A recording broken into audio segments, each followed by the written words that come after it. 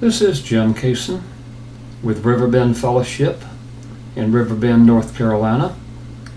We are continuing with the 49th in the series Things Which Were, Things Which Are, and Things to Come. Going through the Bible and looking at prophecy, emphasizing that which has not yet been totally fulfilled. This week we're in chapter 13 of the book of Revelations. Now, if you remember last week, there was a beast that was shown, and that beast was identified specifically as being Lucifer, Satan, the ancient enemy. Now we're going to see another beast. Verse 1, Then I stood on the sand of the sea. Now, the sea scripturally in Revelation isn't really referring all the time to oceans or other large bodies of water, but it's also used to refer to what you could call the sea of humanity. Humanity in total, not just one little nation or state, but all over everywhere. So he's standing on the sand beside the sea of humanity. And I saw a beast rising up out of the sea, having 7 heads and 10 horns, and on his horns 10 crowns, and on his heads a blasphemous name. Now you will find a very similar beast to this back in chapter 7 of Daniel, and it is explained there in verse 23 through 25 as to what it is. Now, this one also has 7 heads, also has 10 horns. There is a difference. On the last beast that we saw that was Satan, there were 7 heads and horns, but the crowns were on the heads. But they both were horrible. They had blasphemous names on them. Verse 2, Now the beast which I saw was like a leopard, but not totally. His feet were like the feet of a bear, and his mouth like the mouth of a lion. Now if you look, the 4th beast that was shown in Daniel was different from all the first 3, but it was kind of a combination of the first 3. The first 3 that you saw in there had a leopard, a bear, and a lion in them.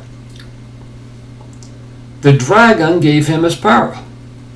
Okay, well the dragon was from chapter 12, and we know that this dragon ultimately is Satan. So this beast does not have power of his own. That's important because this beast is going to be revealed really as from mankind as opposed to any heavenly or hellish being. The dragon gave him his power, his throne, and great authority. I think he kind of should have known that he wasn't going to keep the throne permanently.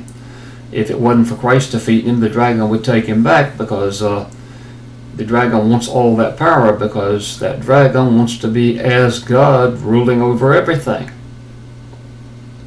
Verse 3, And I saw one of his heads as if it had been mortally wounded, and his deadly wound was healed. There has been a great deal of fanciful explanations about this. I'm going to try to stay away from the fanciful, but the heads in this are typically thought of. This beast was out of the sea, which is a conglomeration of all the earth, so the heads are undoubtedly sub-rulers. You might call them princes, or presidents, or premiers, or dictators, but that's where this beast has united a number of major powers together, 10 major ones plus all the small ones, and one of those heads is like as if it's mortally wounded. Notice it doesn't say it is mortally wounded, but it appears to be mortally wounded. Well, an example of that would be, let's say a person got shot right through the heart. Most of us would pretty well assume that was mortally wounded. On the other hand, you couldn't see exactly where it is, and it might have been just on the edge and not quite got the heart, right? So the blood flow would have continued. Yes, the person would have been injured, but they could have been brought back. This deadly wound, as it appeared to the rest of humanity, was healed. This was a great miracle. But remember, after Moses did numerous things in the way of miracles, in the way of showing the judgments of Egypt, the Egyptian magicians were able to make what appeared to be pretty good copies of most of those miracles. So, continuing with the verse, and all the world marveled and followed the beast. Okay. You ever notice how people tend to follow what they see? I mean, you can hear about something, you get some idea of it, but when you actually see something like that, oh my goodness, that's a great miracle. This must really truly be a thing of God. Not necessarily. So what did they do here? They followed the beast. So they followed this representative pulled out of mankind, this king, as it were, with earthly, fleshly, and satanic power. And verse 4 says who they're really worshiping.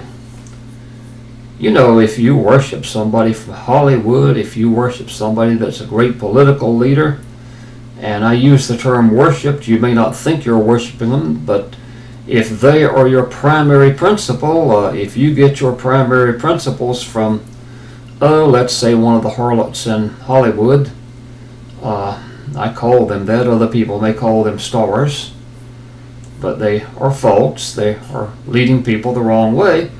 But a lot of people, they look at it, oh my goodness, that certainly looks good. Well, so that's what happened here.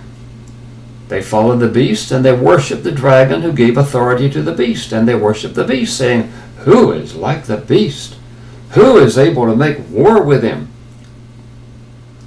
My goodness, we've had dictators in the past that most of the people surrendered because they just looked at it, who is like Adolf Hitler?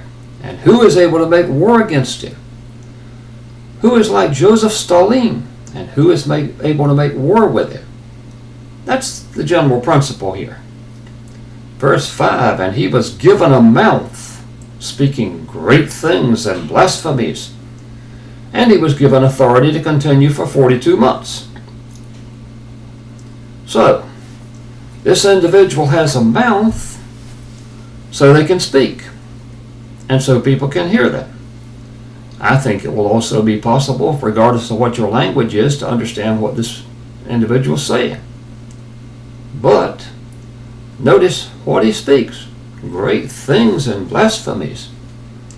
You want a good example of that? Go back to Daniel. Nebuchadnezzar had been shown the power of God when Daniel interpreted the dream. But it wasn't but a little while after that he got the big head. Yeah, he got the big head. He had this 90-foot high golden statue built up.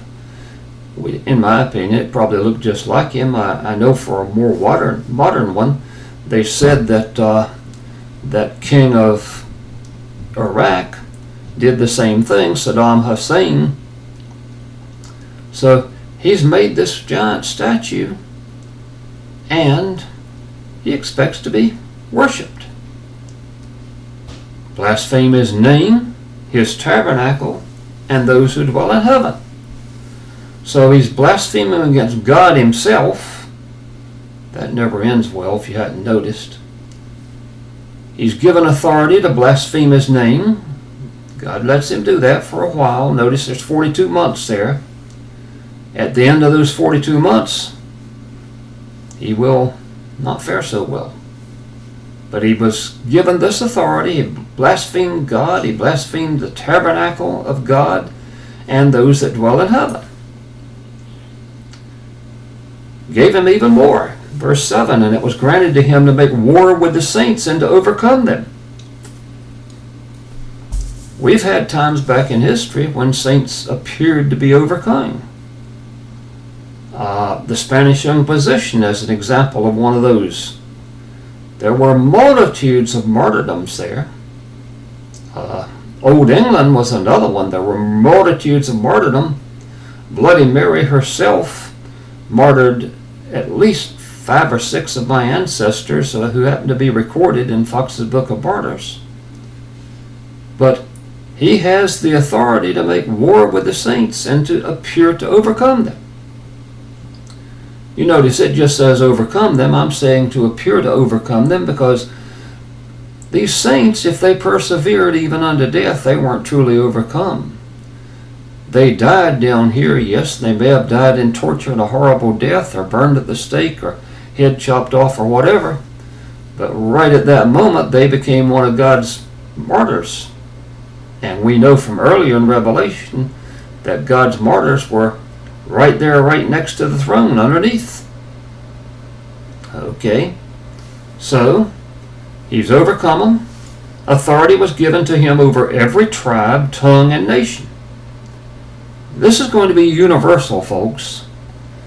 There won't be a United States after this. There won't be a country of England or Canada or Russia or China. It will all be one worldwide thing. And you go back to the deepest, darkest little tribe that may exist way out in the middle of nowhere, out in the middle of Asia or the middle of Africa, say.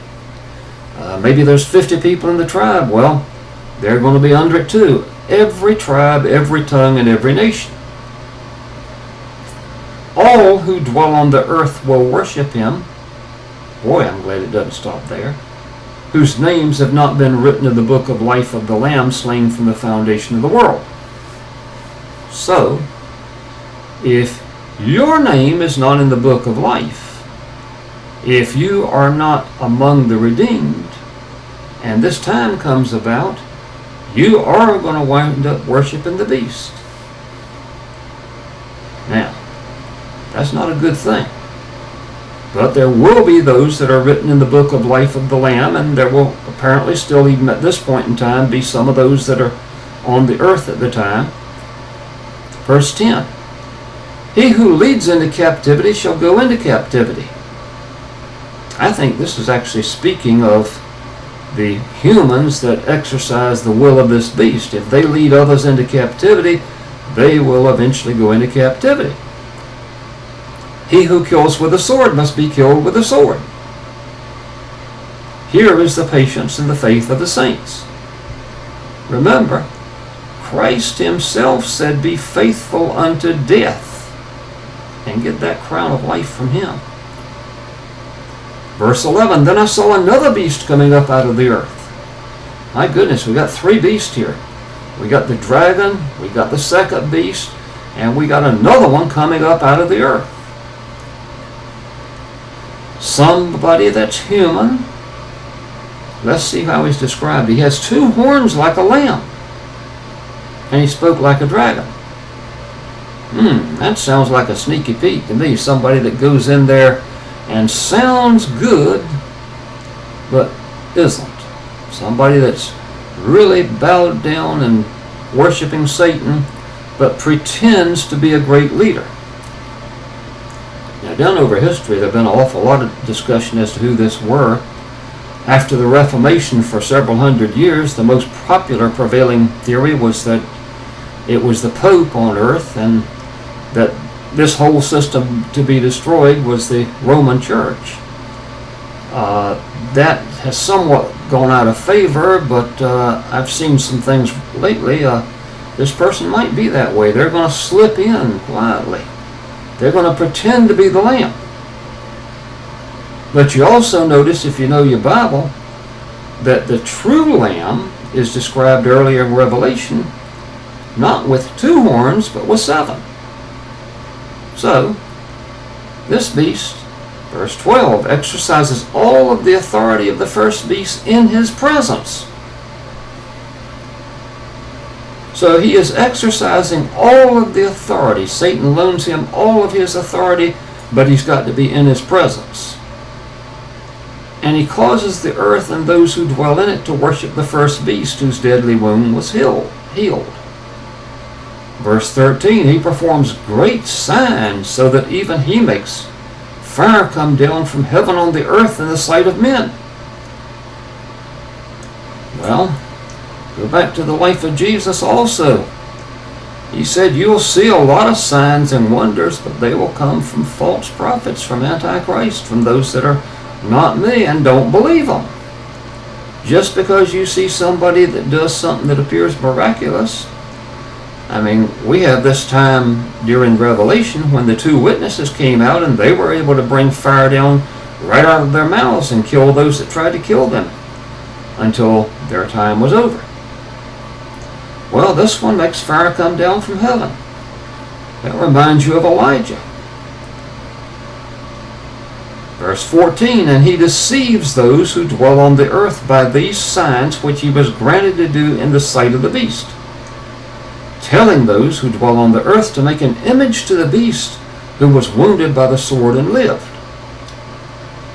Sure, there's a lot of images through the Bible, and just about all of these images are idolatry as opposed to the true God, because the true God is spirit. He's not an image. You can't make a picture of something that you don't know exactly what it looks like. Verse 15, he was granted power to give breath to the image of the beast. I think there's probably, it's kind of like idols. There's going to be a bunch of little ones. The Old Testament described them as the household idols. They were like something like 6 inches, a couple of feet long, so they were something that was portable. You could carry it along with you. But then there was the big one. There was the one like the golden statue that Nebuchadnezzar made. So this particular statue is going to appear to speak. He gave breath to the image of the beast, that the image of the beast should both speak and cause as many as who would not worship the enemy of the image of the beast to be killed. Verse 16, he causes all, both small and great, rich and poor, free and slave, to receive a mark on their right hand or in their foreheads, and that no one may buy or sell except one who has the mark or the name of the beast or the number of his name. Oh, this is a fruitful place for false interpretations. I mean, right now you hear every kind of thing from various people saying, well, Bill Gates has come out with this microchip, and when you take the COVID-19, the COVID-19 vaccine, that microchip gets put into your veins, and you now have the image of the beast, the mark. No. You cannot get the mark of the beast without voluntarily agreeing to get the mark.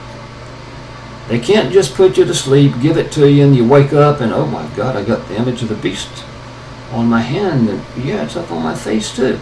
It doesn't. No, that would not be in accordance with Scripture. So you have to have the mark or the name of the beast or the number of his name. Verse 18, here is wisdom. Let him who have understanding calculate the number of the beast, for it is the number of a man. His number is 666. And that has been the subject of tremendous amounts of speculation all the way down through history. There have been people that have tried to take the Greek language or the Roman language or some other language, the Hebrew language, Aramaic, and assign values to each letter and come up with some sort of name. I don't think that puzzle's going to be that easy to solve until that time. I don't really think we're going to know 666 until 666 is actually there. At least that's the way I feel about it. Now, God willing, we're going to continue on, starting with chapter 14 next week, and work our way through the book of Revelation and get things done. Prayer-wise, there's still a tremendous need for prayer. Yesterday, some men and women from not our specific fellowship, but from the local association, headed on their trip to Armenia to do mission work over there and to relieve pain and problems there and to spread the gospel of Christ. And pray for those people. I tell you, I've been there. My wife and I went there back in 2011 or 12, and it was an interesting trip, a beautiful trip, but the enemy fought you every step of the way, day and night. And you know, when you were over there, you could actually feel the prayers of the people.